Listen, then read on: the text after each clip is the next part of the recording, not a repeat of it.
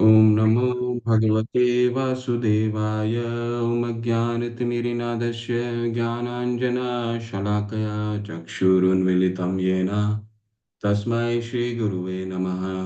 श्रीचैतन्यमनोभीष्टं स्थापितं येन भूतले स्वयं रूपः कदा मह्यं ददाति स्वपदान्तिकं। वन्देऽहं श्रीगुरो श्रीयुतपदकमलं श्रीगुरुं वैष्णवांश्च श्रीरूपं सागरजातं सहगना रघुनाथान्वितं सजीवं साद्वैतं सावधूतं परिजनसहिता कृष्ण चैतन्यदेवं श्रीराधा कृष्णपादान् सहगना ललिता श्रीविशाखान्वितांश्च नमो विष्णुपादाय कृष्णपृष्ठाय भूतले श्रीमते भक्तिवेदांत स्वामीति नामिने। नमस्ते सरस्वते देवे गौरवाणी प्रचारिणे निर्विशेष शून्यवादी पाश्चात्य देश तारिणे वाञ्छाकल्पतरुभ्यश्च कृपा सिन्धुभ्येव च पतितानां पावनेभ्यो वैष्णवेभ्यो नमो नमः। नमो महावदानाय कृष्ण प्रेम प्रदायते कृष्णाय कृष्ण चैतन्य नाम्ने गौरीतशे नमः। पंचतात्मकं कृष्ण भक्त रूप स्वरूपकं भक्तावतारं भक्ताख्यं नमामि भक्त शक्तिकं। हे कृष्णा करुणा सिंधु दीनबंधु जगतपते गोपेश गोपिका कांत राधा कांत नमस्तुते। ताप्त कांचन गौरांगी राधे वृंदावनेश्वरी वृषभानुसुते देवी प्रणमामि। हरिप्रिये कृष्णाय वासुदेवाय देवकी नंदनाय च नन्दगोपकुमाराय गोविन्दाय नमो नमः। मुखं करोति वाचालं पङ्गुलङ्गायते गिरिं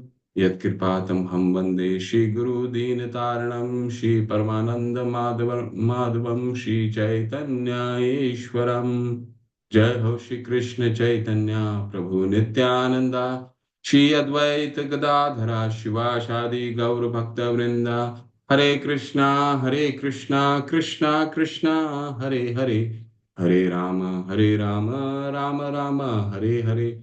हरे कृष्णा कृष्ण कृष्णा हरे हरे, हरे राम राम राम हरे हरे। हरे कृष्णा कृष्ण कृष्णा हरे हरे, हरे राम राम राम हरे हरे। हरे कृष्ण। आप सभी का हार्दिक स्वागत है। आज हम नया ग्रंथ शुरू करेंगे, देशामृत, जिसको नेक्टर ऑफ इंस्ट्रक्शन कहा जाता है इंग्लिश में। उसके कुछ श्लोक हम, जो श्लोक आपको स्मरण करने हैं, याद करने हैं, वो श्लोक को हम पठन शुरू करते हैं।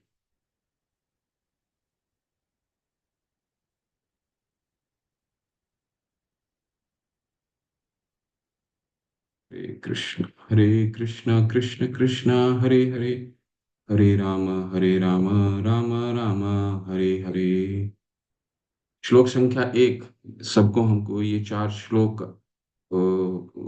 जब तक ये ग्रंथ चलेगा, ये 4 श्लोक हम लोग इसको दोहराएंगे। आप लोग अपने म्यूट में इसको दोहराइए मेरे साथ साथ। वाचो वेगम मनसः क्रोध वेगम जिह्वा वेगम उदरोपस्थ वेगम एतान् वेगान् युविषहेत धीरा सर्वामपि मां पृथ्वीं सशिष्यात्। वाचो वेगं मनसः क्रोध वेगं जिह्वा वेगं उदरोपस्थ वेगम् एतान् वेगान् युविषहेत धीरा सर्वामपि मां पृथ्वीं तिष्ठ्यात्। अत्याहार प्रयासश्च प्रजल्पो नियम आग्रह जनसङ्गश्च लौल्यं च षड्भिर्भक्तिर्विनिश्यति। अत्याहार प्रयासश्च प्रजल्पो नियमाग्रह जनसङ्गश्च लौल्यं च षड्भिर्भक्तिर्विनिश्यति। उत्साहात् निश्चयात् धैर्यात् तत्तत्कर्म प्रवर्तनात् सङ्गत्यागस्ततो वृत्तेः षड्भिर्भक्ति प्रसीदयति। उत्साहात् निश्चयात् धैर्यात् तत्तत्कर्म प्रवर्तनात् सङ्गत्यागस्ततो वृत्तेः षड्भिर्भक्ति प्रसीदयति।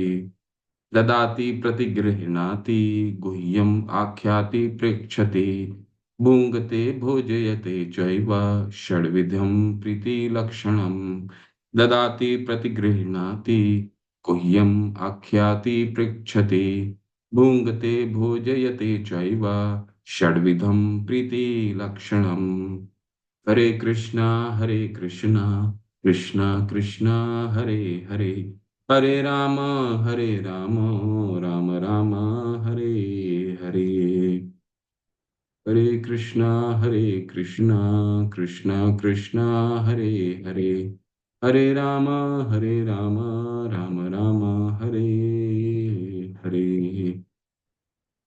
हरे कृष्णा कृष्ण कृष्ण हरे हरे। तो ये ग्रंथ आप सबके पास होना चाहिए। छोटी सी बुक है ये बहुत पतली सी किताब आती है। ये है ये किताब। ठीक है, आप सभी लोग ये किताब ले लीजिए इसको। और जिनके पास किताब नहीं है वो आपके ग्रुप में पीडीएफ शेयर किया गया है, उस पीडीएफ से पढ़ सकते हैं। ये ग्रंथ भी रूप गोस्वामी पाद द्वारा लिखा हुआ है, जो रूप गोस्वामी पाद जिनका हमने भक्ति रसामृत सिंधु अध्ययन करा। श्री चैतन्य मनोभीष्टम स्थापितम येन भूतले स्वयं रूपः कदा मह्यम ददाति स्वपदान्तिकम। ये रूप गोस्वामी पाद का प्रणाम मंत्र है, हम सबको स्मरण होना चाहिए। तो इस स्मरण के साथ, इस प्रणाम मंत्र के साथ हम ये ग्रंथ शुरू करते हैं। श्री श्री राधा गोविंद की जय, शिला प्रभुपाद की जय। श्री चैतन्य मनोभीष्टं स्थापितं येन भूतले स्वयं रूप कदा मह्यम ददाति स्वपदान्तिकम। ये प्रणाम मंत्र है रूप गोस्वामी पाद का, जिन्होंने इस ग्रंथ की रचना की है और हमारे लिए भक्ति करना, भक्ति को किस तरह सुलभ बनाते हैं रूप गोस्वामी पाद। पहले तो उन्होंने भक्ति रसामृत सिंधु जैसा हमारे लिए बिल्कुल रूल बुक बना दिया, ABCDEFGHIJKL, बिल्कुल क्लियर कर दिया कि हमें बस क्या क्या करना है। हमें अपने दिमाग लगाने की कहीं भी चेष्टा करनी ही नहीं है। पूरा रूप गोस्वामी पाद ने सारा कुछ बता दिया कि ये कीजिए तो ये होगा, ये कीजिए तो ये होगा, ये नियमों का पालन कीजिए तो ये होगा। जीवन का उद्देश्य क्या है? जीवन का उद्देश्य है कृष्ण प्रेम, कृष्ण प्रेम की प्राप्ति तक। कल हमने प्रेमा भक्ति संपन्न किया। प्रेमा भक्ति 19वां अध्याय तक पहुंचाते रूप गोस्वामी पाद ने सब कुछ बता दिया। वैदिक भक्ति को नियमों का पालन कीजिए। नियम भी क्या होने चाहिए? 64 नियम है, कोई बहुत कठोर नियम नहीं है, बहुत सरल नियम है। ए शिला प्रभुपाद ने इन नियमों को और भी सुलभ कर दिया, जिससे हम अपने जीवन को बहुत सुलभ बना सकें। ठीक है। जैसे हमने पिछले 2 सत्र पहले हमने चर्चा किया था कि शिला प्रभुपाद हमसे क्या चाहते हैं। शिला प्रभुपाद बहुत ही सामान्य चीज हम सबको, अगर किसी को जेंटलमैन बनना है, एक बहुत ही सुलभ जीवन जीना है, तो क्या होना चाहिए? हमें शिला प्रभुपाद ने नहीं कहा कि तुम जा करके जंगल में तपस्या करो, या बर्फ के पहाड़ी में जा करके तपस्या करो, या ठंडे जल में जाके सुबह सुबह स्नान करो, नदी में डूब के स्नान करो। कुछ नहीं कहा। उन्होंने क्या कहा? उन्होंने कहा 16 माला सुबह जल्दी उठो, घर में रहो, 16 माला करो, 4 बजे उठो, 4:30 बजे मंगल आरती होती है, मंगल आरती करो, 16 माला करो, 4 नियमों का पालन करो, जिससे हमारा स्वास्थ्य भी अच्छा रहेगा और चेतना भी शुद्ध होगी। ठीक है। बहुत ही सामान्य नियम है ये सब। अगर ये नियम का पालन करते हैं तो हम सदैव पूरे दिन में सतो गुण में रहेंगे। और रूप गोस्वामी पाद ने इस ग्रंथ के माध्यम से हमारी भक्ति करना कितना सुलभ है, ये हमें पता चलेगा। ठीक है। श्री रूप गोस्वामी पाद प्रभुपाद कब मुझे अपने चरण कमलों में शरण प्रदान करेंगे, जिन्होंने इस जगत में भगवान चैतन्य की पूर्ति के लिए प्रचार योजना की स्थापना की है। तो जब भी हम ग्रंथ की शुरुआत करते हैं तो सबसे पहला उसका शुरुआत प्रणाम मंत्र से होना चाहिए। जिन आचार्यों ने हमारे लिए इतना जीवन को कष्ट में रख करके हमारे लिए हमारे जीवन को सुलभ बनाने के लिए उन्होंने कितने ग्रंथ लिखे।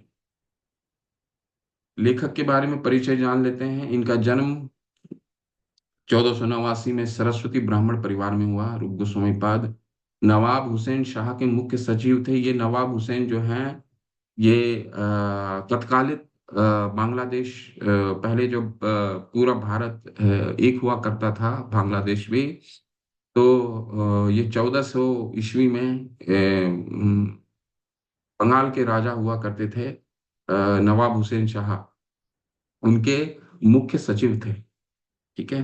हालांकि एक मुस्लिम साम्राज्य में कार्यरत थे, तो इनको भी मुस्लिम धर्म अपनाना पड़ा। ठीक है, इनके और इनके बड़े भाई सनातन गोस्वामी पाद को रामकेली में भगवान चैतन्य के साथ पहली मुलाकात इनकी हुई, जब हमने भक्ति रसामृत सिंधु में इसका विस्तार से थोड़ा बहुत पढ़ा था कि रूप गोस्वामी पाद सर्वप्रथम भगवान दोनों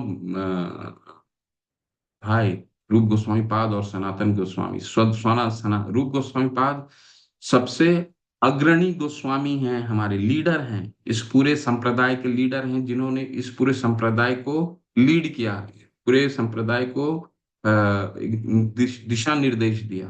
ठीक है। 6 गोस्वामी हम लोग देखते हैं ना, जब अपने मंदिरों में, हम अपने घर के मंदिर में 6 गोस्वामी रखते हैं, रूप गोस्वामी पाद, सनातन गोस्वामी पाद, उनके भतीजे जीव गोस्वामी, गोपाल भट्ट गोस्वामी, रघुनाथ दास गोस्वामी, रघुनाथ भट्ट गोस्वामी। ठीक है। तो ये छह छह गोस्वामी हैं जिनके आपके तस्वीर होनी चाहिए, और इनके द्वारा ही भगवान तक पहुंच सकते हैं। उसमें भी सबसे अग्रणी थे श्रील रूप गोस्वामी, और इसीलिए इस संप्रदाय के लिए हम क्योंकि उनके रूल बुक को फॉलो किया जाता है। और भक्ति रसामृत सिंधु के जब 64 नियम आप खोल करके पढ़ेंगे, तो मंदिरों में जिस तरह से हमारा आचरण होना चाहिए, सारा कुछ रूप गोस्वामी पाद एक रूल बुक की तरह चलता है। इसीलिए हम रूपानुगा कहते हैं। ठीक है। रूपानुगा कहलाते हैं क्योंकि उनके दिशा निर्देश में शिला प्रभुपाद ने हमें चलना सिखाया है।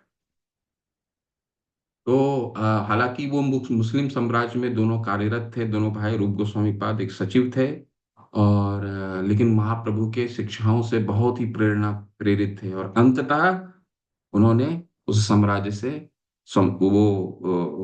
अपना नौकरी को छोड़ करके भगवान चैतन्य के शरण पे गए। रामकेली नामक गांव में उनकी पहली मुलाकात हुई। प्रयाग में दूसरी बैठक हुई। ये बहुत बड़ा शिक्षा है, रूप गोस्वामी पाद को शिला महाप्रभु चैतन्य महाप्रभु ने बहुत बड़ी शिक्षा दी थी प्रयाग में। ठीक है। और फिर रसाचार्य के नाम से जाना जाता है इनको, रस भक्ति के रसाचार्य हैं। ठीक है। और इनके अर्च विग्रह हैं गोविंद जी, जयपुर में है गोविंद जी।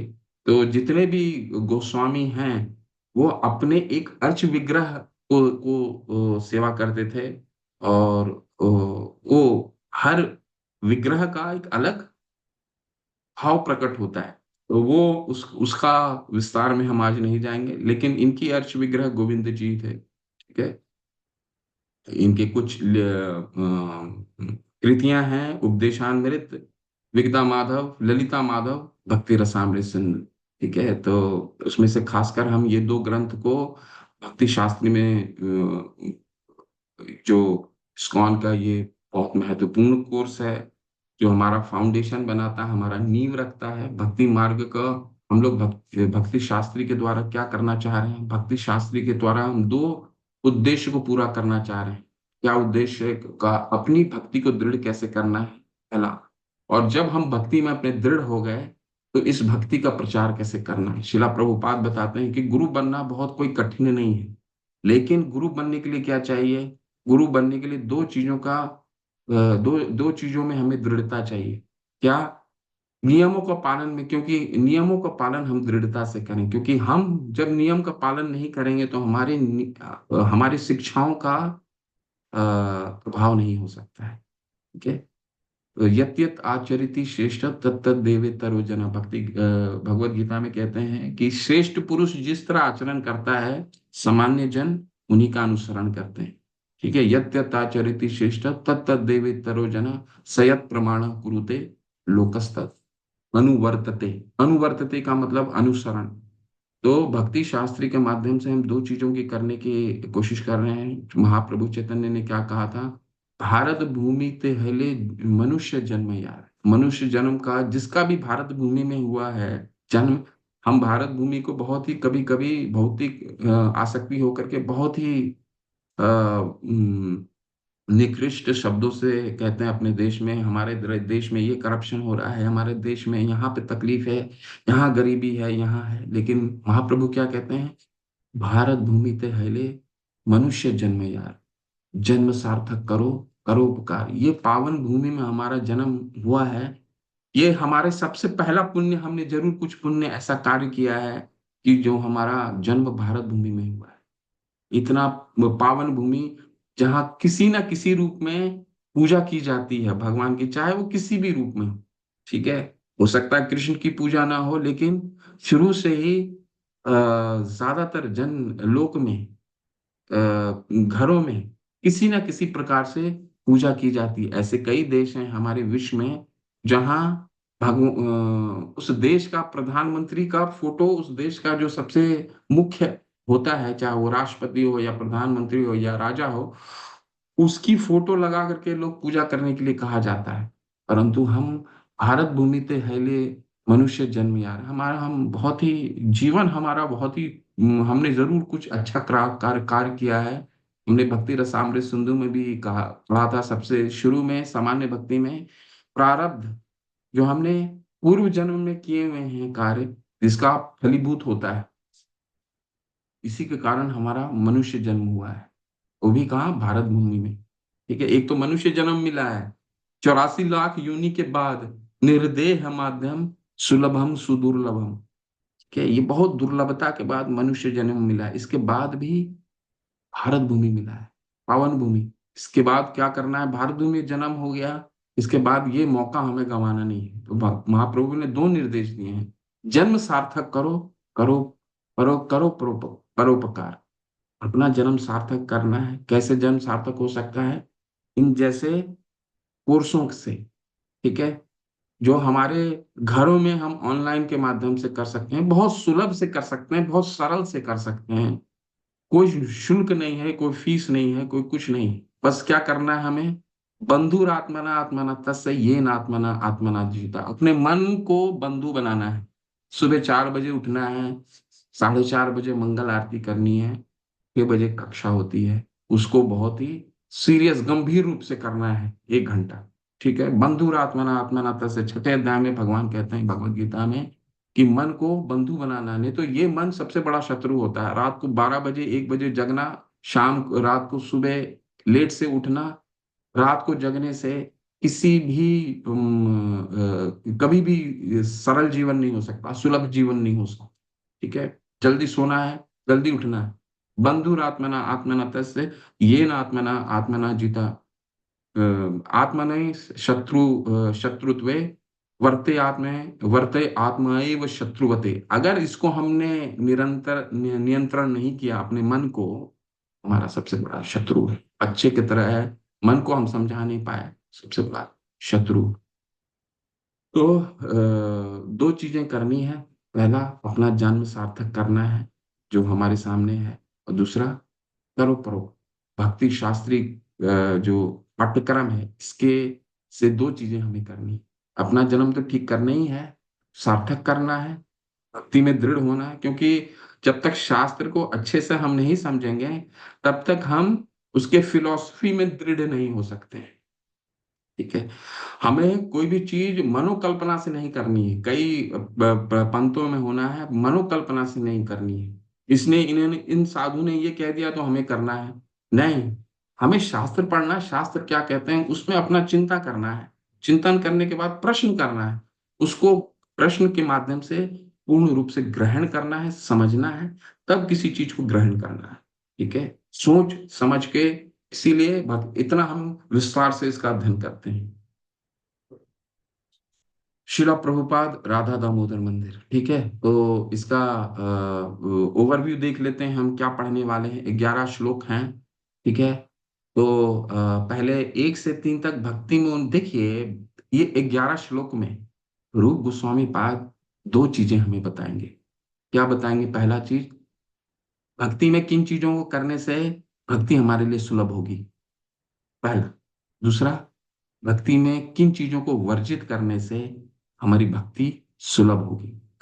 हमें सफलता, किसी चीज में सफलता पाने के लिए दो चीजें आवश्यक होती हैं, प्रवृत्ति और निवृत्तियां। किन चीजों को करना है, किन चीजों को निषेध करना है। ठीक है, 16 माला करना है, निषेध 4 नियमों को पालन करना है। एक छात्र जब परीक्षा में सफलता पाने के लिए बैठता है तो दो चीजें उसको करनी पड़ती है। किन चीजों को करना पड़ता है, उनको क्या क्या पढ़ाई करना पड़ता है, क्या क्या पढ़ना है और कितने समय तक पढ़ना है, 8 घंटा पढ़ना है, 10 घंटा पढ़ना है। ठीक है, ये क्या करना है। किन चीजों को निषेध करना है, ऐसे चीजों को निषेध करना है जो उसके पढ़ाई में उसके मन को भटकाए। ठीक है, तो ये अ, बस ये दो चीजें पढ़ेंगे पूरे 11 वर्ष में। भक्ति में उन्नति 1 से 3 तक क्या पढ़ने वाले हैं, भक्ति में उन्नति के नींव स्थापित करने, नींव फाउंडेशन 1 से 3 में। 4 से 6 में साधु संघ में कैसे शामिल हो। कल हमने पढ़ा ना कि देखिए साधु संघ भक्ति में शुरू से ही इसका रिक्वायरमेंट है, यानी इसका जरूरत है। साधु संग प्रेमा भक्ति में हमने क्या पढ़ा, सबसे अंतिम रुक शिला प्रभुपाद महाराज जी क्या बताते हैं, साधु संग और गुरु, ये इनका संग होने से ही हम भक्ति में अग्रसर हो सकते हैं। 4 से 6 में वो पढ़ेंगे। 7 से 8 में जीव और मन को कृष्ण के नाम जप करने और स्मरण करने में लगाना। ठीक है, हमारे मन बहुत विचलित होता है, कैसे हम अपने जीव को और अपने मन को कृष्ण में लगा सकते हैं, ये 7वां और 8वां श्लोक बताएगा। और अंतिम के 3 श्लोक क्या हमें बताने वाले, 9, 10 और 11, भजन के लिए सर्वोत्तम भक्त और सर्वोत्तम स्थान क्या है। ठीक है, भजन किन किन भक्तों का अनुसरण हमको करना चाहिए, पहला। और दूसरा, सबसे उत्तम स्थान कौन सा है जिसमें भजन करने से भजन बल हमारा बहुत शक्तिशाली हो जाता है। पहला जिसका हमने श्लोक शुरू किया था, वाचो वेगम मनसा क्रोध वेगम जिह्वा वेगम उदरोपस्थ वेगम एतान वेगान यो विषहेत धीरा सर्वामपि माम पृथ्वीम सुशिष्यात्। एक एक शब्द बहुत महत्वपूर्ण है। 11 श्लोक है, बहुत छोटा ग्रंथ है, बहुत पतली किताब है, बहुत जल्दी खत्म कर सकते हैं, लेकिन इसके प्रभुपाद के जो तात्पर्य हैं ये स्वर्ण शब्दों से लिखे हुए हैं। स्वर्ण शब्द है, एक एक शब्द अच्छे से पढ़िएगा इस ग्रंथ के। छोटा सा किताब है, बहुत अच्छा लिखा है शिला प्रभुपाद ने, पूर्ण रूप से। शिला प्रभुपाद अपने तात्पर्यों के बारे में बताते हैं, वो मेरी एकैस्टिक जो अंग्रेजी में बोलता है, वो मेरी जीवन का अनुभूति है। भगवान का प्रेम जो है उसकी अनुभूति उन्होंने पूर्ण रूप से अपने तात्पर्यों में डाला है। तो शिला प्रभुपाद के जो तात्पर्य हैं, शिला प्रभुपाद एक हमारे चिकित्सक, एक डॉक्टर होता है। एक डॉक्टर क्या करता है, एक डॉक्टर का कार्य है कि मरीज को ठीक करना, कैसे भी दवा दे करके ठीक करना। ठीक है, ठीक उसी तरह शिला प्रभुपाद अपने प्रेम, अपने एक्सपीरियंस को, अपने जीवन की अनुभूति को, भगवान के प्रेम को उन्होंने तात्पर्यों में डाला है, ताकि हम अपने जीवन के उद्देश्य को समझ पाए। उन्होंने इन तात्पर्यों के माध्यम से अपने ज्ञान के, अपना ज्ञान को उल्लेखित नहीं किया है। ठीक है, हमारे लिए वो इन्होंने ये तात्पर्य लिखे हैं। एक एक शब्द बहुत महत्वपूर्ण है। वाच का मतलब है वाणी। हमें पहला 3 क्या है, पहला श्लोक क्या कहते हैं, 3 में हम कैसे दृढ़ हो सके। ठीक है, वाचो वाणी, वेगम यानी वेग, मनसा यानी मन, क्रोध यानी क्रोध के वेग, जीवा यानी जीव, वेगम यानी वेग को, उदर यानी उपस्थ यानी कि पेट, तथा जनेन्द्रिया वेगम वेग को, इतान इन वेगान वेगों को, विषय सहन कर सकता है, धीर धीर गंभीर सर्वाम समस्त अपि निश्चय ही इमाम इस पृथ्वी संसार स यानी वह व्यक्ति शिष्यात शिष्य बना सकता है। बहुत सुंदर। वह धीर व्यक्ति जो वाणी के वेग को, मन के मार्गों को, क्रोध की क्रियाओं को तथा जीभ उदर एवं जनेन्द्रिय के वेगों को सहन कर सकता है, वह सारे संसार में शिष्य बनाने के लिए योग्य है। कल हमने क्या पढ़ा था, पहला सबसे अंत में क्या कहा था, संसार दावा नलली ढलो का प्राणाया कारुण्य घना घनातम। गुरु का ये क्या आंतरिक गुण होता है। क्या है? संसार हमारे जीवन को वो क्या करते हैं? जीवन को दावाग्नल आग अपने अपने करुणा से त्राणा या कारुण्य घना घना हमारे जीवन को जीवन के आग को, वो क्या है आग? काम, क्रोध, लोभ, मोह, मत्स्य, मत्सरी, ये 6 चीजें। ठीक है। ये क्या करता है? किसी भी समय हमारे जीवन को विचलित करता रहता है, चाहे वो किसी भी स्तर में हो। ठीक है। काम, क्रोध, लोभ, मोह, मत्सर्य, तो ये हैं हमारे जीवन के दवाग्नल आग, जो स्वतः ही लगते हैं, किसी को लगाने से ही जरूरत नहीं पड़ता। इनको शांत करता है ये गुरु। ठीक है, अपनी करुणा से। और ये करुणा कहाँ से आता है? प्राप्तस्य कल्याण गुणा न वर्षा। ये प्राप्त, ये गुण प्राप्त करते हैं ऐसे आदि गुरु से जिनके पास असीमित मात्रा में गुण है, यानी श्री भगवान से। ठीक है। यही कुछ गुण हैं जो गुरु को गुरु बनाते हैं। क्या? 6 चीजें। वाचो वेगम। वाचो मतलब बोलने के वेग, वाच मतलब बोलना। ठीक है। वा बोल पहला है वाचो वेगम। दूसरा है मन के वेग को, जिन्होंने मन को मित्र बना लिया। ठीक है। मन सबसे बड़ा शत्रु होता है हमारा। ठीक है। एक गुरु की क्या योग्यता है? अपनी वाणी को वेग को नियंत्रित करता है, मन के वेग को नियंत्रित करता है। मन के वेग को नियंत्रित करने से क्रोध की क्रियाओं में नियंत्रण हो जाता है। जीव, क्या जीव 2 कार्य करते हैं, हम आगे पढ़ेंगे। 2 कार्य करते हैं, बोलना और खाना। यही 2 कार्य है जीव का। उन दोनों चीजों को नियंत्रित करते हैं ये गुरु। उदर, यानी कि कितना खाना है, कितना नहीं खाना है, उनको मालूम है। उदर यानी पेट। ठीक है। और एवं जनेन्द्रियां। जनेन्द्रियां जो हमारी सेक्स ऑर्गन्स है। ठीक है। जनेन्द्रियां उसको कहा जाता है। ठीक है। जनेन्द्रियां के वेग को नियंत्रित करता हो। ये 6 चीजें जो नियंत्रित करता है, वो गुरु बनने का योग्य है। यानी कि ये 6 चीजें हमें नियंत्रित करना है, तभी हम भक्ति शास्त्रीय एक गंभीर विषय में हम आगे बढ़ सकते हैं। ये 6 वेग नियंत्रित करना बहुत बहुत ही सर्वप्रथम है। वाचो वेगम मनसा क्रोध वेगम। ठीक है। अब हम थोड़ा सा ग्रंथ पढ़ते हैं और फिर इसको हम इस प्रेजेंटेशन पे आएंगे, नहीं तो आप इधर समझ नहीं पाएंगे। वाचो वेगम, जी वाणी के वेग। 6 चीजें नियंत्रित करनी है। कौन कौन से हैं? वाणी के वेग को नियंत्रित करने हैं, मन के वेग को नियंत्रित करने हैं, क्रोध के वेग को नियंत्रित करने हैं, जिह्वा के वेग को नियंत्रित करना, पेट के वेग को नियंत्रित करना, और जनेन्द्रियां। ठीक है, ये 6 चीजें। तो थोड़ा सा शास्त्र पढ़ते हैं, थोड़ा थोड़ा तात्पर्य पढ़ेंगे, इसके बाद फिर हम इस प्रेजेंटेशन पे आते हैं दोबारा।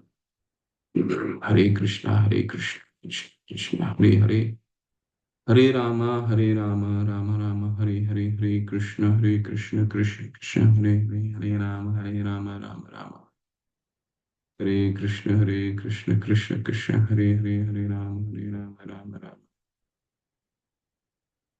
हरे कृष्ण कृष्ण कृष्ण हरे हरे, हरे कृष्ण कृष्ण कृष्ण हरे राम राम हरे हरे।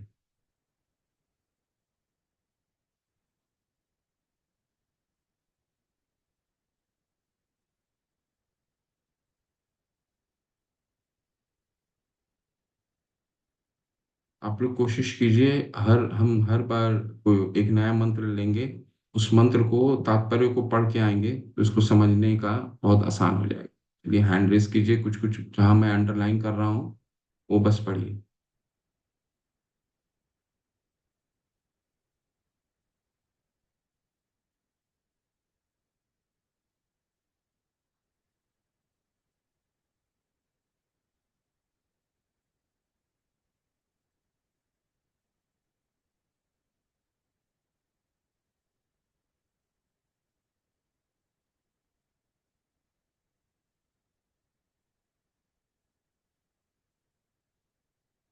चलिए पढ़िए। हरे कृष्णा। हाँ, सुभद्रा करुणा माता। हरे कृष्णा। अनम्यूट करके पढ़िए माता प्लीज। हरे कृष्ण। हरे कृष्ण। श्रीमद् भागवत 6.19 से 10 में परीक्षित महाराज ने सुखदेव गोस्वामी से अनेक बुद्धिमत्ता पूर्ण प्रश्न किए। इनमें से एक प्रश्न था, यदि लोग अपनी इंद्रियों को वश में नहीं कर सकते तो वे प्रायश्चित क्यों करते हैं। उदाहरणार्थ, एक चोर भली भांति जानता है कि वह चोरी करने पर पकड़ा जा सकता है। यही नहीं, वह किसी अन्य चोर को पुलिस द्वारा वास्तव में बंदी बनाया हुआ देख भी सकता, चोरी करता रहता है। सुनकर तथा देखकर अनुभव प्राप्त किया जाता है। जो कम बुद्धिमान होता है वह देखकर अनुभव प्राप्त करता है, और जो अधिक बुद्धिमान है वह सुनकर अनुभव प्राप्त करता है। जब बुद्धिमान व्यक्ति कानून की किताब तथा शास्त्रों से सुनता है कि चोरी करना अच्छा नहीं है और चोर पकड़े जाने पर दंडित होता है, तो वह चोरी से दूर रहता है। कम बुद्धिमान व्यक्ति हो सकता है पहले पकड़ा जाए और दंडित हो ले, तब जाकर वह सीख पाए कि चोरी नहीं करनी चाहिए, किंतु धूर्त मूर्ख व्यक्ति सुनकर तथा देखकर अनुभव प्राप्त करने पर भी तथा दंडित होने पर भी चोरी करता रहता है। ऐसा व्यक्ति यदि प्रायश्चित भी करता है और सरकार द्वारा दंडित भी होता है तो भी वह कारागार से निकलते ही फिर से चोरी करेगा। यदि कारागार के दंड को प्रायश्चित माना जाए तो ऐसे प्रायश्चित से क्या लाभ। अतः परीक्षित महाराज ने पूछा। आप श्लोक को छोड़ दीजिए। उन्होंने प्रायश्चित की तुलना हाथी के स्नान से की है। हाथी भले ही नदी में भली भांति स्नान कर ले, किंतु जैसा ही वह किनारे पर पहुंचता है वह अपने पूरे शरीर पर धूल छिड़क लेता है, तो इस स्नान से क्या लाभ हुआ। इसी प्रकार अनेक आध्यात्मिक अनुशीलन करने वाले हरे कृष्ण महामंत्र का जप करते हैं और साथ ही यह सोचकर अनेक निश्चित कर्म भी करते हैं कि उनके जप से उनके सारे पाप नष्ट हो जाएंगे।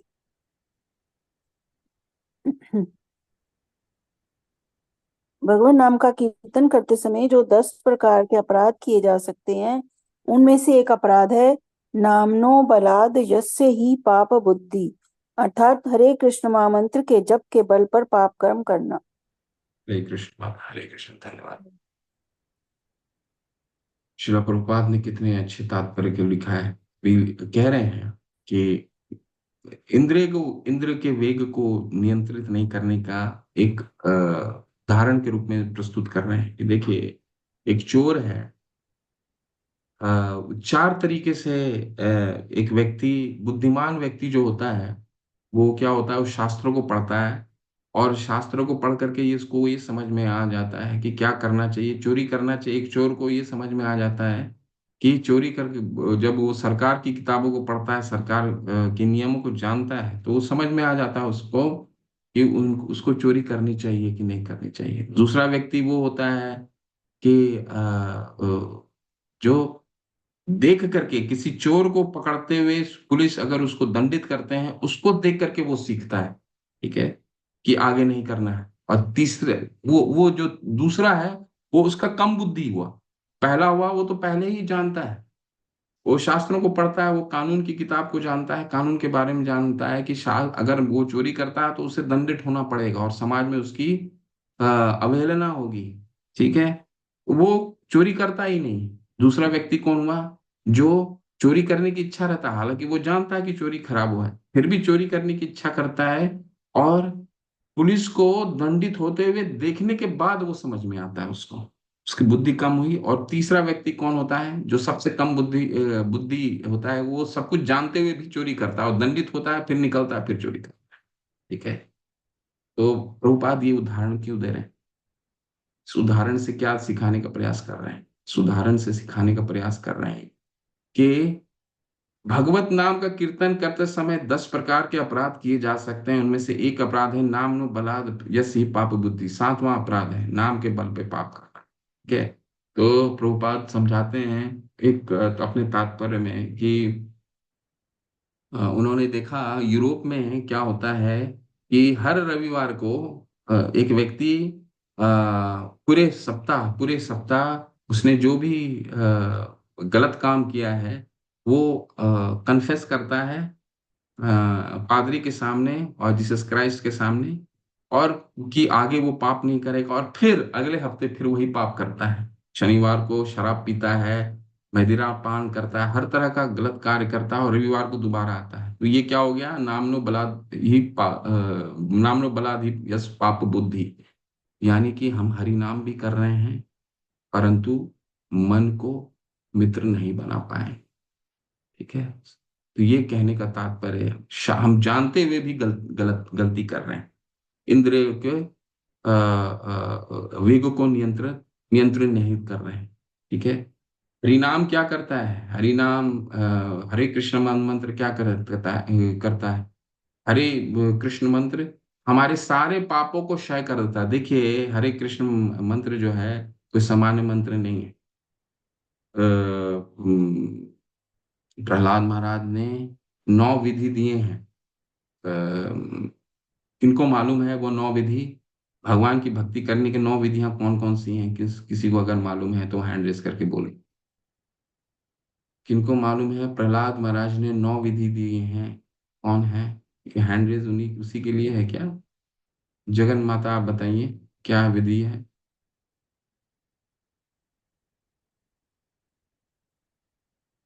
प्रभु जी, मैंने हैंड राइज किया पढ़ने के लिए। अच्छा, हरी हरी। ठीक है। क्या कहो मैं बताऊं प्रभु जी? जी। श्रवण कीर्तन स्मरण, वि- विष्णु स्मरण, पाद सेवनम, अर्चनम, वंदनम।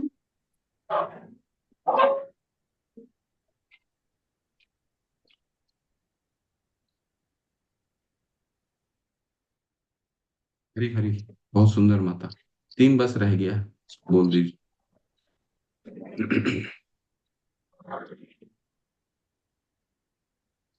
श्रवणम कीर्तनम स्मरणम, आपने बहुत अच्छा बोला। अर्चनम, हरे श्रवणम कृष्ण कीर्तनम मैं विष्णु। बताऊं? जी बोलिए प्लीज। दास्यम साक्ष्यम आत्मा निवेदन।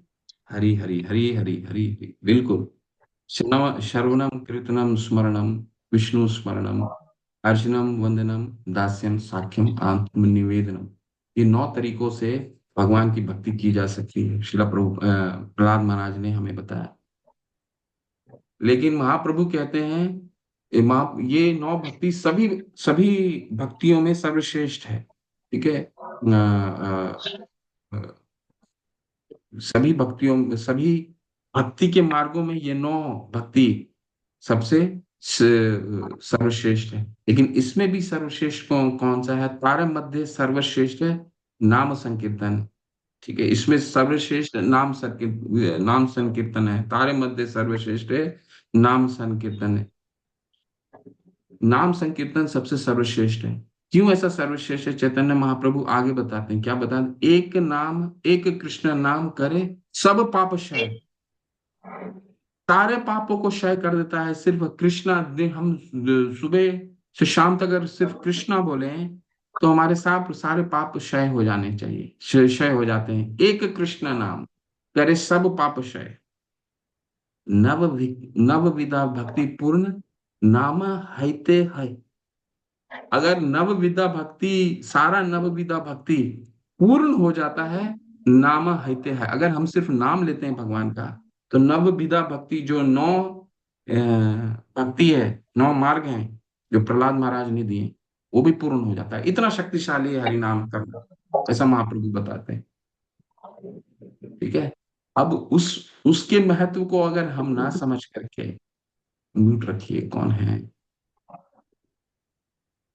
हाँ। उसकी महत्व को ना समझ करके अगर हम उस हरि नाम भी कर रहे हैं और पाप भी कर रहे हैं, तो उसके लिए शिला प्रभुपाद क्या कह रहे हैं? वो उस हाथी के समान है जो नदी में स्नान तो करता है, जब नदी में स्नान करने के बाहर आता है तो दोबारा अपने शरीर में धूल मिट्टी डाल देता है। हरिनाम हमारा पाप का क्षय करेगा, लेकिन हमें आगे पाप करना बंद करना पड़ेगा। तभी हरिनाम हम सभी को ऐसा लगता है ना कि नाम में रुचि नहीं उत्पन्न हो रही। क्यों ऐसा हो रहा है? क्योंकि कहीं ना कहीं कुछ हमसे गलतियां होती हैं, जिसके कारण नाम में रुचि नहीं आता है। ठीक है। तो इसको कम करने के लिए, नाम में रुचि उत्पन्न करने के लिए ये 6 चीजें करनी पड़ेगी। ठीक है, तो इसको हम 6 चीजें के बारे में पढ़ते हैं। देखिए बहुत सुंदर शिला प्रभुपाद ने, हम पूरा तो पढ़ नहीं पाएंगे, लेकिन आप लोग इन तात्पर्यों को बहुत अच्छे से पढ़ने का प्रयास कीजिए। बहुत एक एक शब्द बहुत महत्वपूर्ण है। देखिए एक सिद्धांत शिला प्रभुपाद देते हैं। देखिए उन्होंने क्या कहा है, मनुष्य जीवन कुछ निश्चित सिद्धांत के अनुसार अपने मूल ज्ञान को पुनर्जागृत करने के लिए निर्मित होता है। ऐसे नियमित जीवन को तपस्या कहा जाता है। कोई भी मनुष्य तप तथा ब्रह्मचर्य, मनोनिग्रह, इंद्रिय निग्रह, दान, सत्य, शुद्धि तथा योग आसन का अभ्यास करके धीरे धीरे असली ज्ञान के स्तर पर या कृष्ण भावनामृत के स्तर तक ऊपर उठ सकता है। किंतु यदि कोई इतना भाग्यशाली हो कि उसे शुद्ध भक्ति की संग प्राप्त हो सके, तो वह सरलता से योग प्रक्रिया द्वारा मन को वश में करने के सभी अभ्यासों को अतिक्रमण कर केवल कृष्णा भावनामृत के विधि निषेधों का अनुसरण करके तथा प्रामाणिक आध्यात्मिक गुरु के निर्देशन में परमेश्वर की सेवा में संलग्न रहकर कर सकता है। तो ये जो मनुष्य जीवन हमें मिला है, इसे हमें ये बहुत दुर्लभ मिला है। ठीक है, पशु का आहार निद्रा भाई मैथुनम च समन्वयम एतत् पशु भी नारायणम। हमें पशु जीवन नहीं गुजारना है।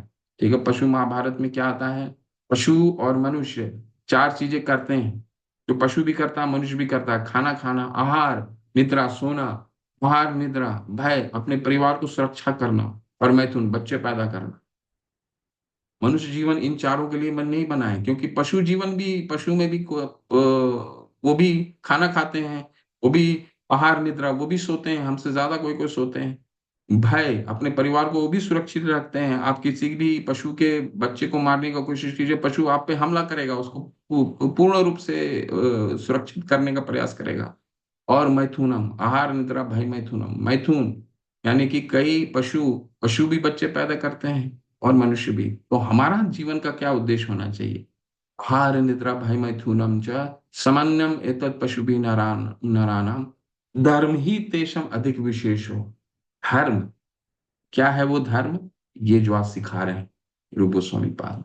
ठीक है, ये मनुष्य जी धर्म ही तेषम अधिक विशेष हो, धर्मे न ही न पशु भी नारायण। अगर इनका पालन नहीं होता है तो हम पशु से कोई बेहतर नहीं जीवन गुजार रहे हैं, वही जीवन गुजार रहे हैं। आहार निद्रा, खाना सोना और सुरक्षा करना और मैथुन जीवन। इससे ऊपर जाने के लिए हमें क्या करना पड़ेगा, इन 6 वेगों को नियंत्रित करना पड़ेगा। वाणी इसको पढ़िए, सर्वप्रथम बहुत सुंदर है ये तात्पर्य, पढ़िए। शिला प्रभुपाद सारे एक्सपीरियंसेस अपने डालते हैं, और कुछ उन्होंने ऐसा नहीं लिखा है कि हमें समझने में बहुत ही मुश्किल होगी। दीपक कुमार, हरे कृष्णा, पढ़िए प्रभु। लेकिन प्रभु जी, हरे कृष्ण, पढ़िए। सर्वप्रथम मनुष्य को अपनी वाणी पर संयम रखना चाहिए। हम में से प्रत्येक व्यक्ति में बोलने की शक्ति है, और जैसे ही हमें अवसर मिलता है हम बोलने लगते हैं। यदि हम कृष्ण भावनामृत की बात नहीं करते हैं तो केवल व्यर्थ की अनेक बातें करते रहते हैं। जिस तरह मेढक खेत में टर्राता है, उसी तरह कोई भी व्यक्ति जिसके पास जीभ है वह बोलना चाहता है, भले ही उसे जो कहना है वह मूर्खतापूर्ण क्यों न हो। लेकिन मेढक की टर टर सर्प को आमंत्रित करती है, यहाँ आओ और मुझे खाओ। यद्यपि यह मृत्यु को निमंत्रण देना है, फिर भी मेढक टर्राता रहता है। भौतिकतावादी पुरुषों एवं मायावादी दार्शनिकों के बोलने की तुलना मेढकों की टर्राहट से की जा सकती है। ये सदैव व्यर्थ की बातें करते रहते हैं और अपने को पकड़ाने के लिए मृत्यु को आमंत्रित करते रहते हैं। लेकिन वाणी के संयम का अर्थ अपने पर थोपी गई चुप्पी, मौन की मौन की बाह्य क्रिया नहीं होता, जैसा कि मायावादी दार्शनिक सोचते हैं। ऐसा मौन कुछ समय तक सहायक प्रतीत हो सकता है, लेकिन अंततः वह बेहल, प्रभु जी कुछ क्लियर नहीं आ रहा, लेकिन अंततः वह बेहल हो जाता है। श्री रूप गोस्वामी जिस संयमित वाणी की बात करते हैं उसका अर्थ कृष्ण कथा की सकारात्मक विधि का समर्थन है, अर्थात बोलन का प्रक्रिया को परम भगवान श्री कृष्ण के गुणगान में लगाना है। इस प्रकार जीभ भगवान के नाम, रूप, गुण तथा लीलाओं की महिमा का गान कर प्रभु जी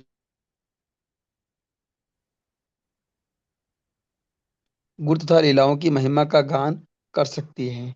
कृष्ण कथा का उपदेशक सदैव मृत्यु के चंगुल से दूर रहता है।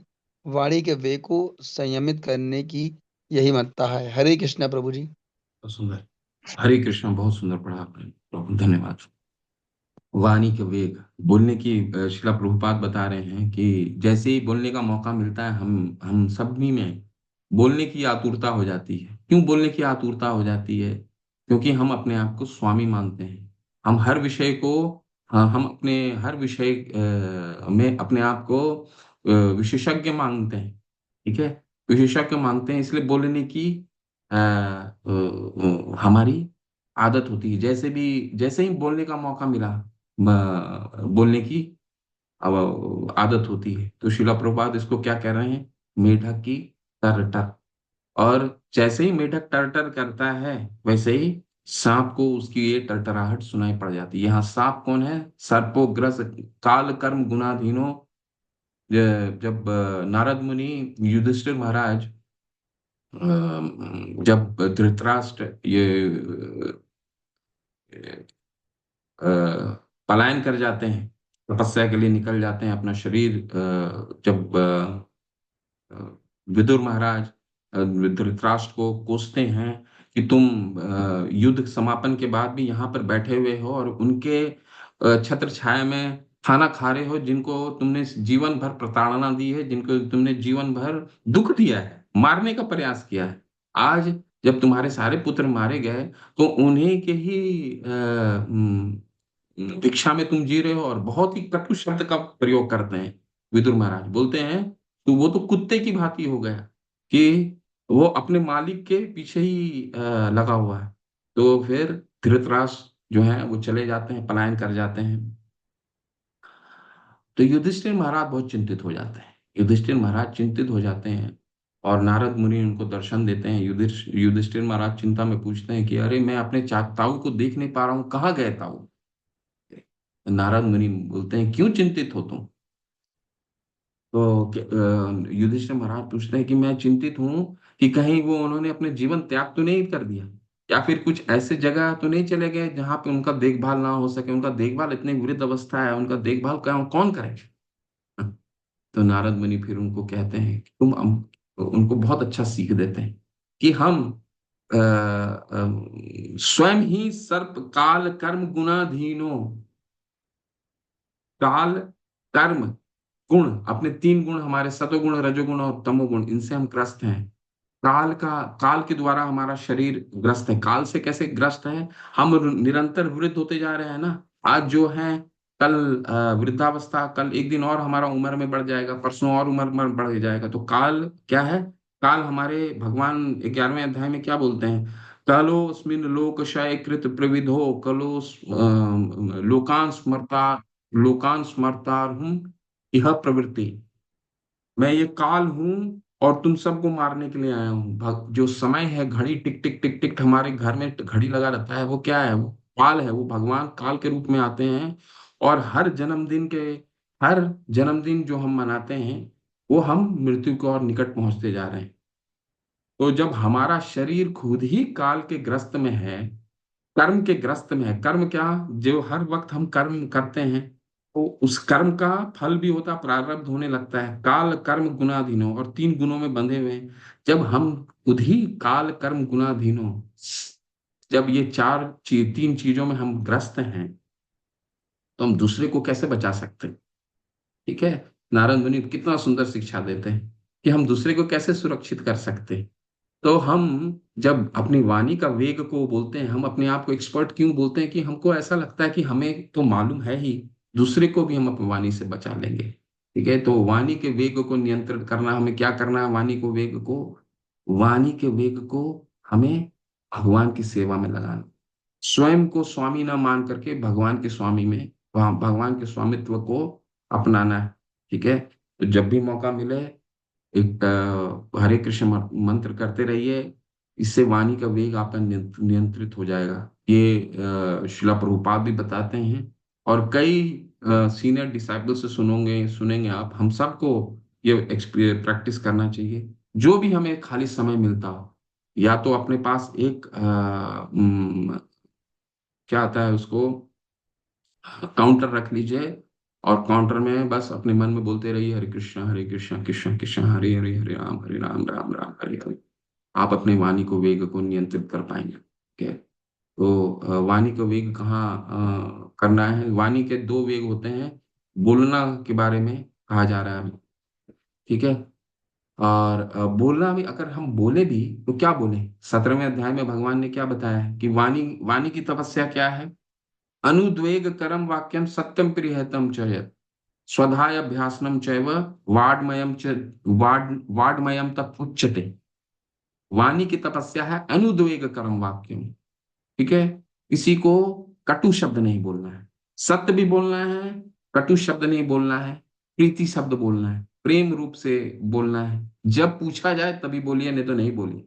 अर्जुन ने पूरा पहला अध्याय में अपना विषाद प्रकट कर लिया। मैं ये युद्ध नहीं करना चाहता हूँ, पांच कारण, चार कारण बता दिए, मैं नहीं करना चाहता हूँ, नहीं करना चाहता हूँ, नहीं करना चाहता हूँ, नहीं करना चाहता। भगवान पहले अध्याय में उन्होंने कोई जवाब नहीं दिया।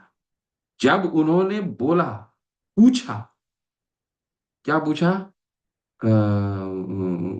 कि मैं आपके शिष्यस्ते हम शादी माम त्वाम प्रपन्न, अब मैं आपका शिष्य हूं और आपके शरण ग्रहण करता हूं। मुझे बताइए, कार्पण्य दोषो उपहतः स्वभाव इच्छामि त्वाम धर्म सम्मूढ़ चेता। मुझे क्या करना है समझ नहीं आता।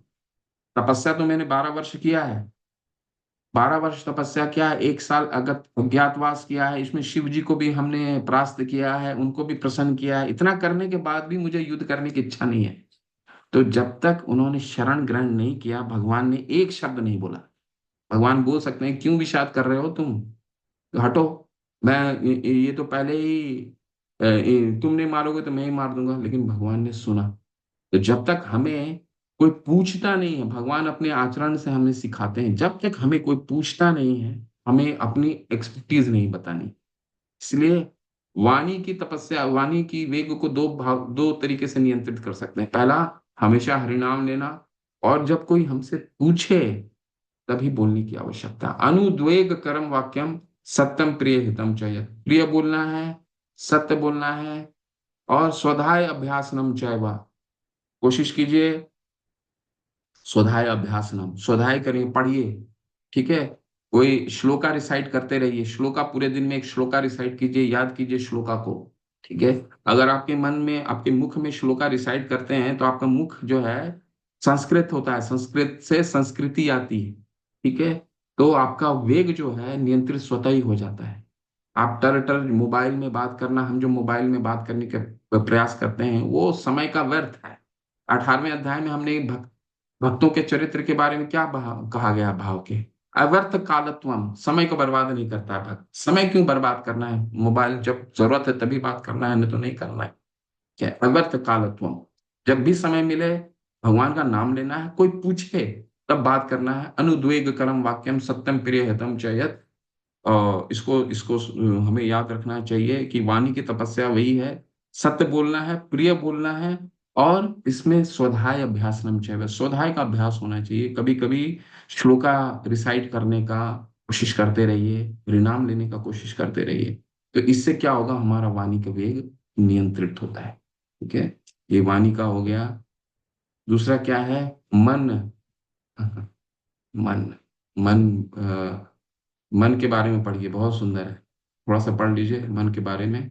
इसके बाद फिर हम सब वेग का बारे में हम पढ़ लेते हैं। पढ़िए जगन माता। आप हैंड रेज करके पढ़िए जगन माता। अनम्यूट करिए।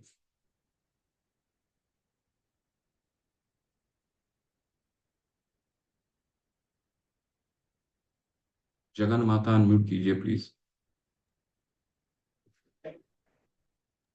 हरे कृष्ण प्रभुजी, अवाज નથી આવતો? हाँ, आ रही, आ रही, अभी आ रही।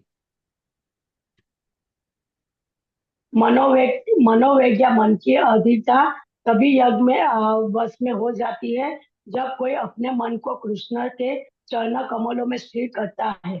चैतन्य चरणामृत मध्य 22.31 में कहा गया है, कृष्ण सूर्य न माया हृदय अंधकार, यह कृष्ण ताहो नहीं माया अधिकार। कृष्ण सूर्य के समान है और माया अंधकार के शून्य है। यदि सूर्य उपस्थित हो अंधकार का प्रश्न ही नहीं उठता। इसी प्रकार यदि कृष्ण मन में उपस्थित हो तो माया के प्रभाव में मन की विचलित होने की कोई संभावना नहीं रहती। हरे कृष्णा। प्रभु जी आगे पढ़ू। हरे बस हरे कृष्ण। मन को कैसे नियंत्रित कर सकते हैं, कृष्ण के बारे में चिंतन करना। तीसरे अध्याय के भगवत गीता के तीसरे अध्याय के 41वें श्लोक में भगवान ने क्या कहा है? इंद्रियाणि प्राणयाहुर मन इंद्रियाणि प्राणयाहु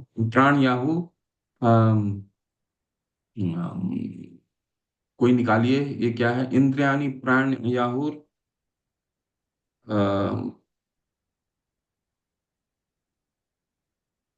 तीन का 41वां श्लोक कोई निकाल के उसका उच्चारण कीजिए। मेरे स्मरण में नहीं आ रहा है, मेरे मंद बुद्धि में नहीं आ रहा है याद।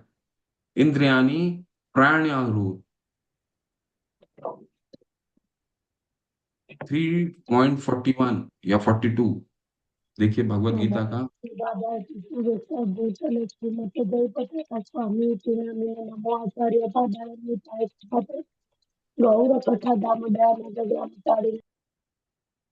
हरे कृष्णा। इंद्रियाणि प्राणयाहु मन बुद्धि। इंद्रियाणि पराहुरि इंद्रियभ्यः परं मना हरि हरि हरि मनस्तस्तु परा बुद्धियो बुद्धे परतस्तु सा। हरि हरि हरि कर्मेंद्रियां जड़ पदार्थ की अपेक्षा श्रेष्ठ है, मन इंद्रियों से बढ़कर है, बुद्धि मन से भी उच्च है और वह आत्मा बुद्धि से भी बढ़कर है। हरि हरि, बिल्कुल धन्यवाद माता। हरे कृष्णा। इंद्रियाणि प्राणयाहु, इंद्रियाणि इंद्रिय जो है, कर्म इंद्रियां जो हैं वो हमारी जड़ मन से सर्वश्रेष्ठ है। और बुद्धि मन से सर्वश्रेष्ठ है। और बुद्धयो परतस्तु सह, और जो सह है, सह का मतलब हो गया आत्मा। आत्मा बुद्धि से भी सर्वश्रेष्ठ है। एवं बुद्धे, इसके बाद का श्लोक आता है, एवं बुद्धे परम बुद्धवास संस्तभ है आत्मना आत्मना जही शत्रु महाबाहु काम रूप दुरासदम।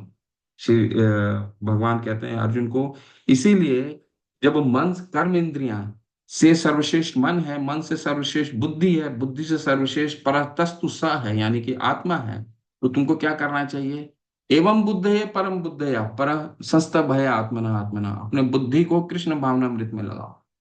जहि शत्रु महाबाहो काम रूप दुरासदम। ठीक है, और काम रूप को हटाओ। तो मन को क्या करना है? बस कृष्ण भावनामृत में लगाना है। ऐसा भगवान का निर्देश है हमारे लिए तीसरे अध्याय के 42वें श्लोक में। क्यों ऐसा है? कि जहां हमारे मन में अंधकार होता है, अंधकार किस चीज का होता है? 6 चीजों का होता है, काम क्रोध लोभ मोह मत्सरे, जिसके कारण हम विचलित हो। हम विचलित क्यों होते हैं? इन सब चीजों के कारण ही होते हैं। किसी के प्रति हम आकर्षित हो गए, काम, वो चीजें नहीं मिली तो क्रोधित हो गए। क्रोध, काम क्रोध मोह, किसी चीज पर मोहित हो गया, ये करना ही है हमको, इससे ये प्राप्त हो जाएगा। मोह, लोभ, लोभ किसी चीज का लोभ, जिसके कारण हमारा मन विचलित रहता है। काम क्रोध लोभ मोह मत्सरे, अहंकार, हमको इसने कैसे कह दिया, अहंकार हमारा, और ईर्ष्या, अरे इसने ये चीजें कर ली हैं। ये भक्ति में भी होता है, ऐसा नहीं कि भक्तों के बीच नहीं होता। अरे इसने इतनी पठन कर लिया, इसको ये स्मरण हो गया, इतने श्लोक याद हो गए, ये भक्ति में निरंतर इतना अग्रसर हो रहा है, ये भी ईर्ष्या, ये भक्ति में भी है। तो ये 6 चीजें क्या हैं? अंधकार हैं। और जहां हम कृष्णा का स्मरण करते हैं तो क्या है? कृष्ण सूर्य समय माया है अंधकार।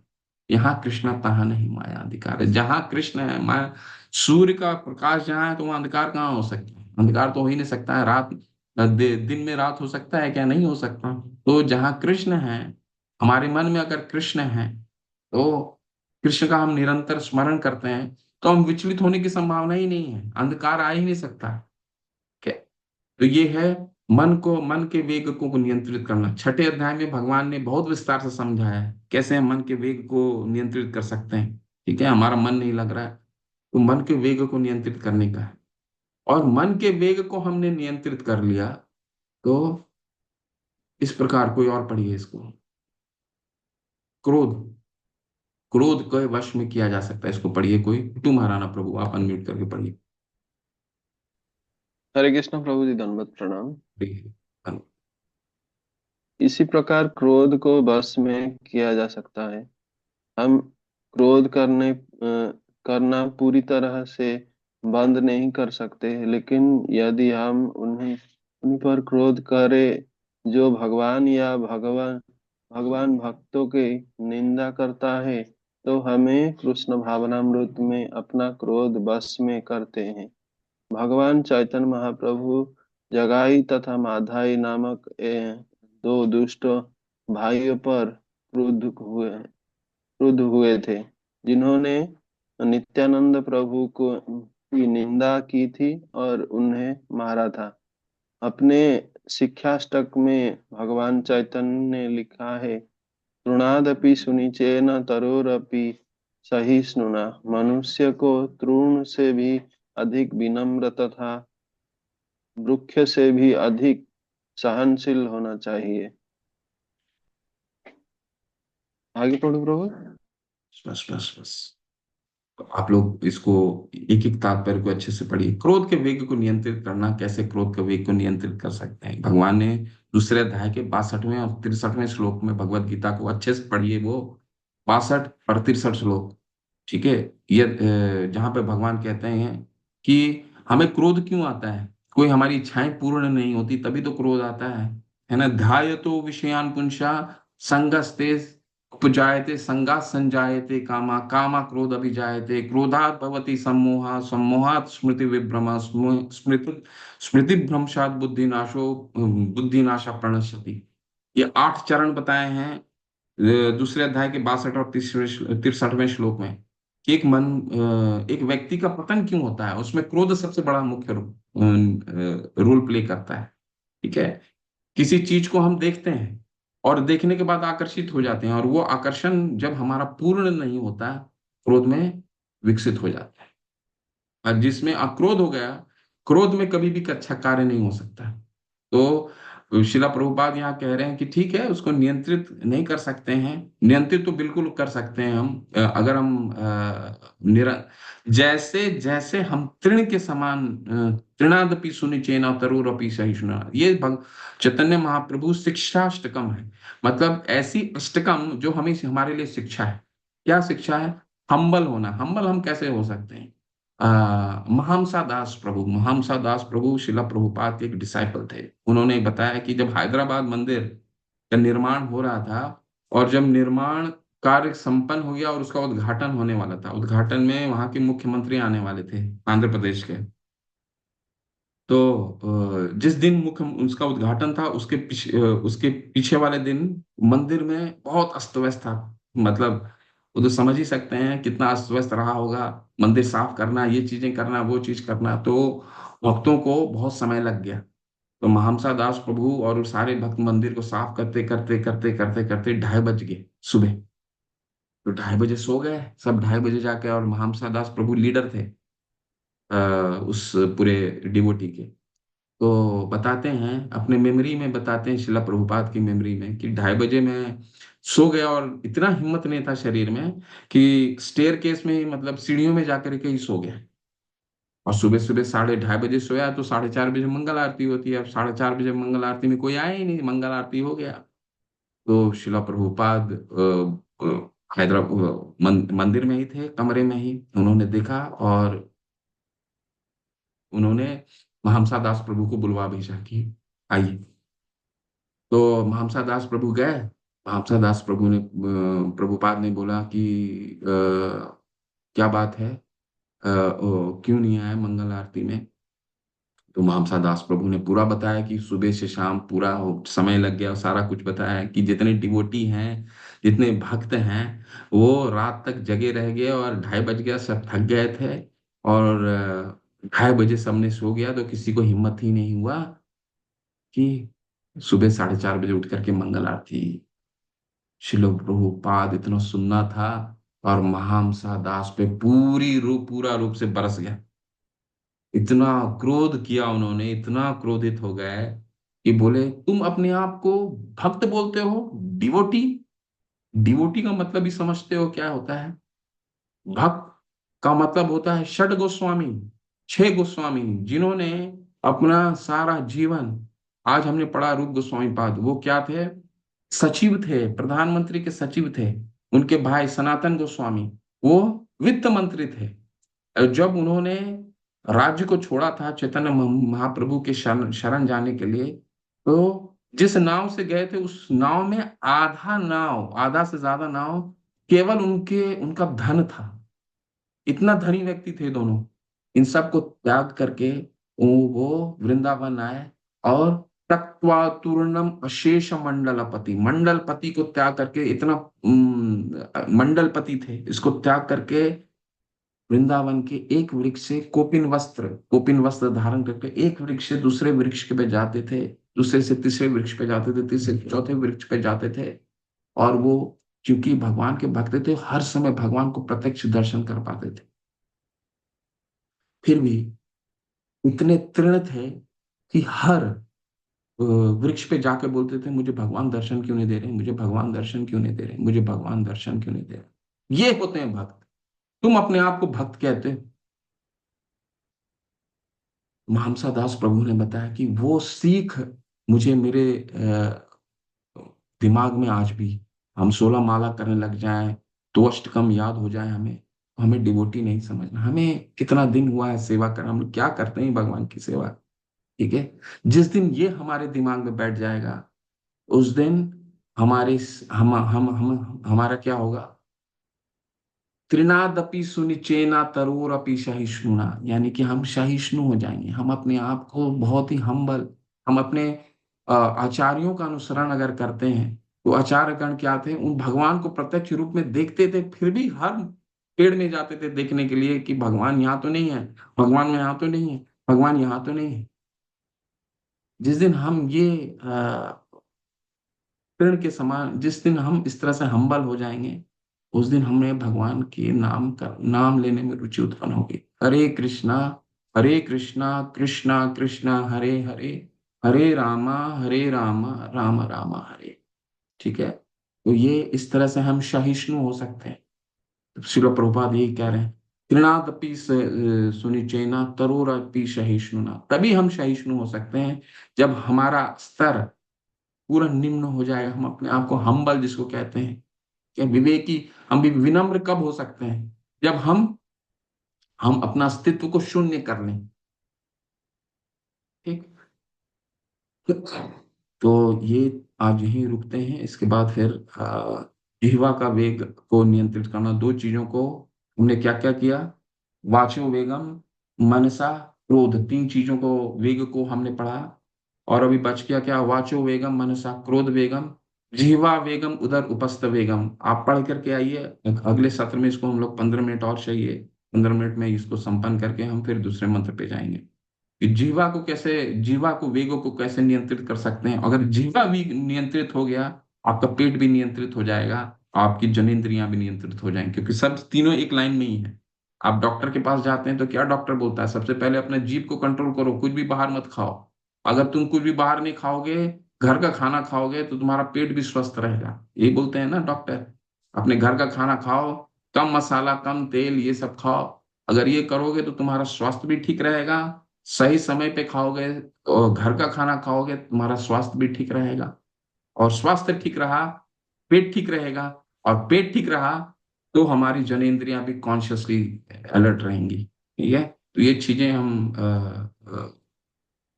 15-20 मिनट हमें और लगेगा, क्योंकि आज काफी टाइम हो गया। तो इस पे हम चर्चा करके फिर हम दूसरे मंत्र में जाएंगे। हरि हरि, हरे कृष्ण। शिला प्रभुपाद की जय, रूप गोस्वामी पाद की जय। किन्हीं का कोई प्रश्न है? हरे कृष्णा कृष्ण कृष्ण हरे हरे, हरे राम राम राम हरे। किसी का कोई प्रश्न नहीं है? वो क्विज प्रभु जी नहीं आता है क्या अभी? क्या कह रहे हैं? कुछ आएगा प्रभु? क्विज क्विज कौन सा क्विज?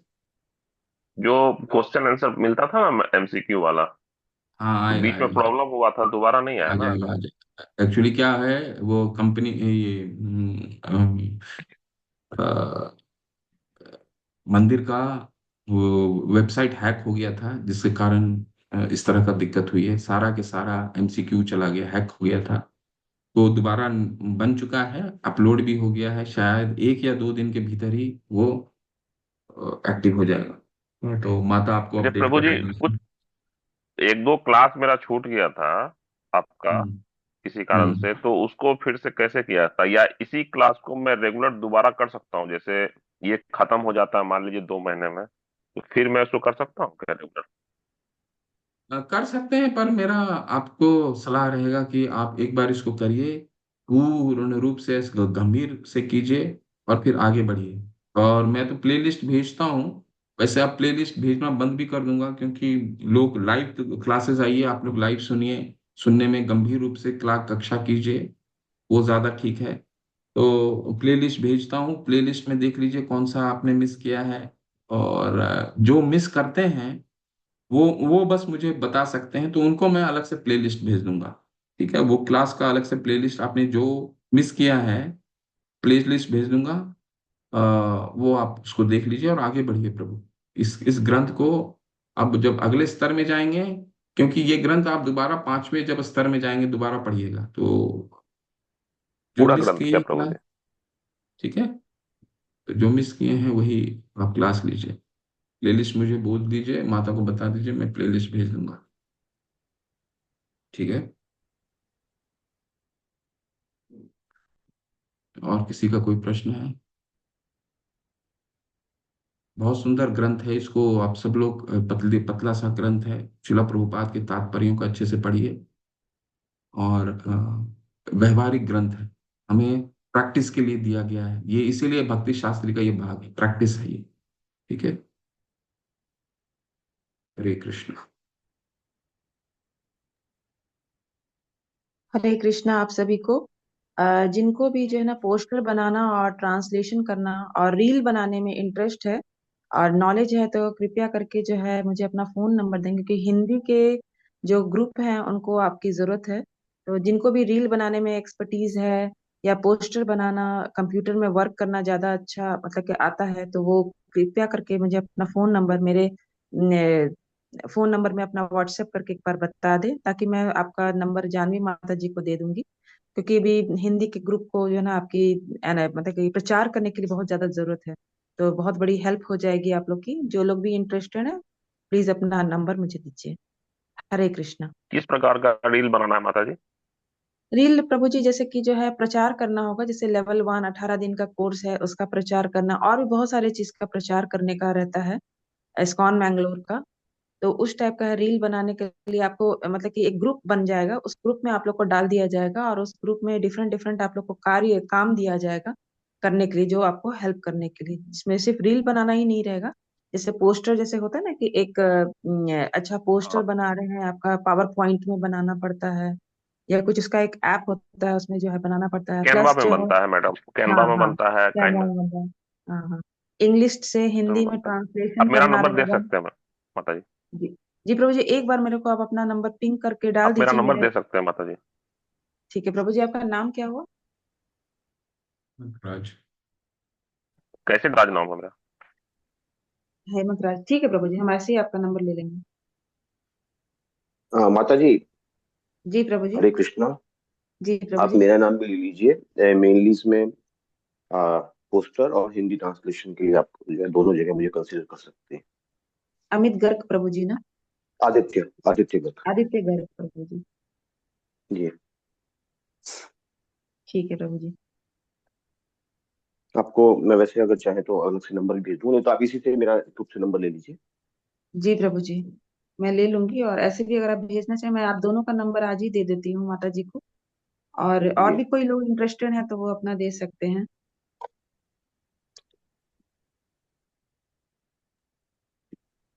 हरे कृष्णा। हरे कृष्ण। किसी भी तरह सेवा से जुड़ना बहुत जरूरी है। और अगर मान लीजिए ये चीजें नहीं आती हैं, एक चीज तो जरूर कर सकते हैं। वो क्या कर सकते हैं?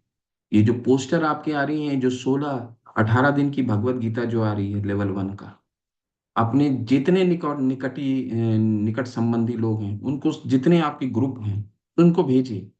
जिस तरह हम सभी लाभान्वित हुए हैं, सबको भेजिए। ए, किनका जीवन सुधर सकता है हमें नहीं मालूम, तो सबको भेजने का प्रयास। ये तो निःशुल्क है, कोई भी कर सकते हैं कक्षा। तो जितना हो सके इसको आगे भेजिए। इतने भाषा में होता है। स- कितने भाषा, करीबन 12 या 18 भाषा में होता है। तो उसको भेजिए, जितने लोगों को, जितने ग्रुप में हो सकता है लोगों को भेजिए, लोगों को जोड़ने का प्रयास कीजिए। ठीक है। हरे कृष्ण।